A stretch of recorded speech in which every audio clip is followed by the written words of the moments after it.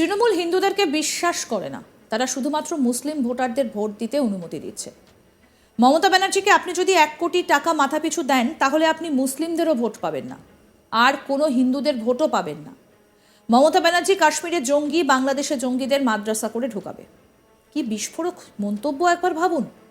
বাংলার এক নেতা এই বিস্ফোরক মন্তব্য করছেন, বলছেন যে 1 কোটি টাকা দিলেও নাকি হিন্দুরা তো দূরের কথা, মুসলিমরাও নাকি ভোট দেবে না।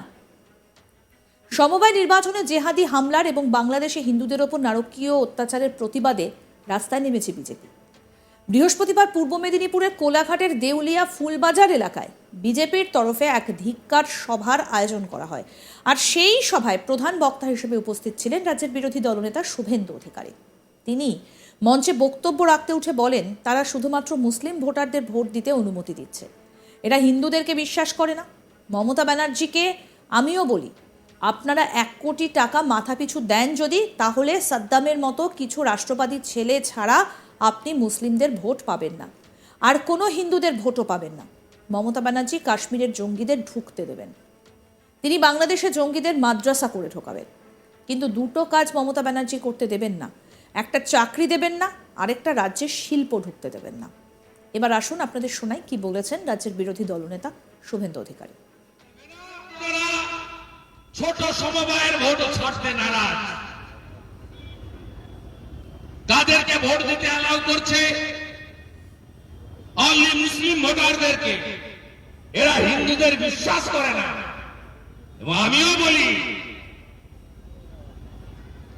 1 কোটি টাকা মাথা পিছু যদি দেন, সাদ্দামের মতো কিছু শিক্ষিত রাষ্ট্রবাদী ছেলে ছাড়া আপনি মুসলিমদের ভোটও যেমন পাবেন না, তেমনি মমতা ব্যানার্জি যদি 1 কোটি টাকাও আপনি দেন, আগামী নির্বাচনে কোন হিন্দু আপনাকে ভোট দেবে না, আপনি নিশ্চিন্ত থাকতে পারেন।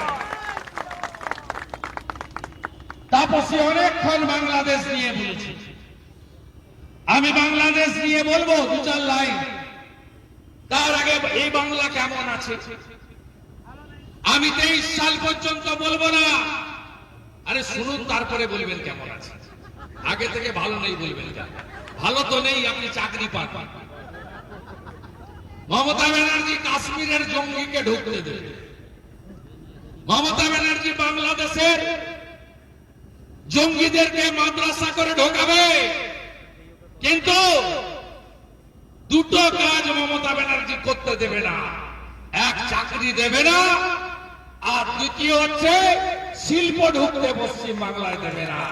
এ রাজ্যের নেতৃত্বে শিল্প ভাগান গুজরাট। রতন টাটাজি মারা গেছেন, বলে গেছেন ওই রকম একটা মহামানব যে খারাপ এমকে ছাড়লাম, ভালো এমের কাছে যাচ্ছি। তার কারণ তখন গুজরাটের মুখ্যমন্ত্রী ছিলেন মোদিজি, আর এই বাংলার মুখ্যমন্ত্রী হলেন মমতা ব্যানার্জি। এটা আমার কথা নয়, রতন টাটাজির কথা, যিনি বলেছিলেন আমাকে মাথায় ট্রিগার চেপে এই বাংলা ছাড়তে বাধ্য করলেন এই খারাপ এম। এর আগে বাংলায় একের পর এক এই জঙ্গিদের আসার রাস্তা নিয়ে বিস্ফোরক মন্তব্য করেছেন রাজ্যের বিরোধী দলনেতা শুভেন্দু অধিকারী। কার্যত কোন রুটে জঙ্গিরা আসছে তা ফাঁস করে দিয়েছিলেন শুভেন্দু। তিনি বলছেন যে ব্যাঙ্গালোরে যে 8 জন জঙ্গি ধরা পড়েছে, সব লিঙ্ক পশ্চিমবঙ্গের সঙ্গে। এখানে বাসন্তী এক্সপ্রেসওয়ে আর কামালগাছির মোড় থেকে যে রাস্তা গোসাবার ঘাট হয়ে যে ক্যানিংয়ের দিকে গেছে, এই রাস্তা দুটো পুরোপুরি জঙ্গিদের হাতে চলে গেছে। গোসাবায় 13টা দ্বীপ আছে, একটা দ্বীপে বিএসএফ এর একটা ক্যাম্প আছে, বাকি কোথাও কেউ নেই।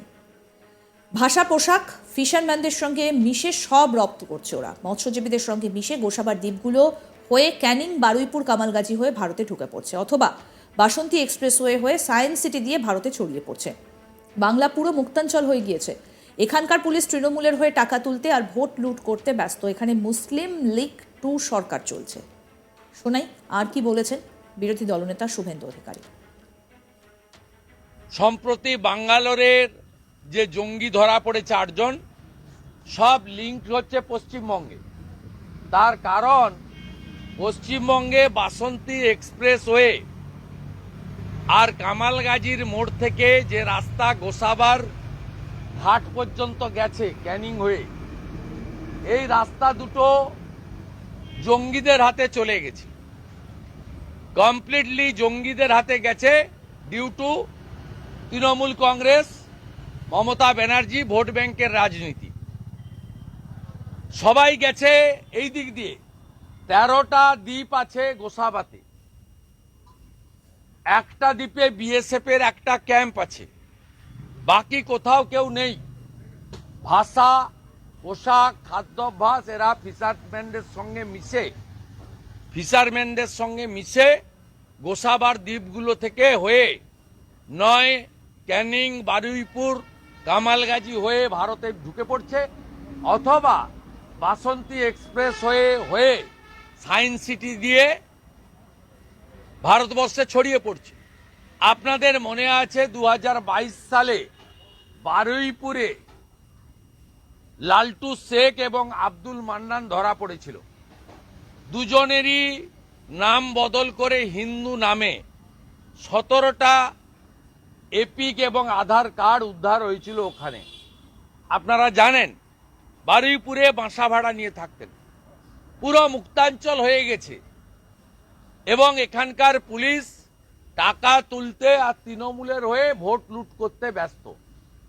আর যদি নামের সঙ্গে লালটু শেখ বা আব্দুল মান্নানের মতো হয়, জাভেদ মুন্সির মতো হয়, যদি নামে ছোঁয়া থাকে, তাহলে গ্রেপ্তার করা তো দূরের কথা, মাথায় হেলমেটও লাগবে না, হেলমেটেও ছাড় আছে। এখানে পরিষ্কার কথা, মুসলিম লীগ টুর সরকার চলছে। এই জঙ্গিবাদ, মৌলবাদ তাদেরকে বাঁচিয়ে রেখেছেন মমতা বন্দ্যোপাধ্যায়। তারা ভোট লুট করে, তৃণমূলকে ভোটে জেতায়। তৃণমূল হিন্দুদেরকে বিশ্বাস করে না, তারা শুধুমাত্র মুসলিম ভোটারদের ভোট দিতে অনুমতি দিচ্ছে। মমতা ব্যানার্জিকে আপনি যদি 1 কোটি টাকা মাথাপিছু দেন, তাহলে আপনি মুসলিমদেরও ভোট পাবেন না, আর কোনো হিন্দুদের ভোটও পাবেন না। মমতা ব্যানার্জি কাশ্মীরের জঙ্গি, বাংলাদেশের জঙ্গিদের মাদ্রাসা করে ঢোকাবে। কি বিস্ফোরক মন্তব্য, একবার ভাবুন তো। বাংলার এক নেতা এই বিস্ফোরক মন্তব্য করছেন, বলছেন যে 1 কোটি টাকা দিলেও নাকি হিন্দুরা তো দূরের কথা, মুসলিমরাও নাকি ভোট দেবে না। নরেন্দ্র মোদীজিকে ধন্যবাদ জানাবো। আরও আপডেট পেতে দেখতে থাকুন আজ তাক বাংলা। সাবস্ক্রাইব করুন, নোটিফিকেশন পেতে বেল বাটন অপশন প্রেস করুন, কমেন্ট করুন, শেয়ার করুন, হোয়াটসঅ্যাপে ফলো করুন আজ তাক বাংলা।